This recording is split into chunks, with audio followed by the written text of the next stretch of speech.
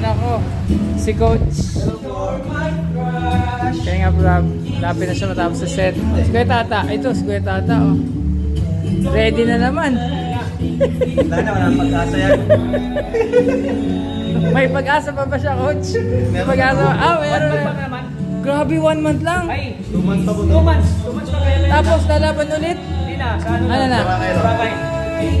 Saka nag-dare po si Kuya Tata na pag hindi daw po siya pumayat, i-delete niya yung YouTube niya.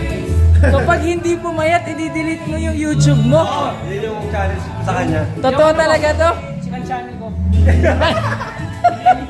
Pero sinabi nila hindi na imposible siya pumayat. Grabe! Hindi ka naniniwala ah.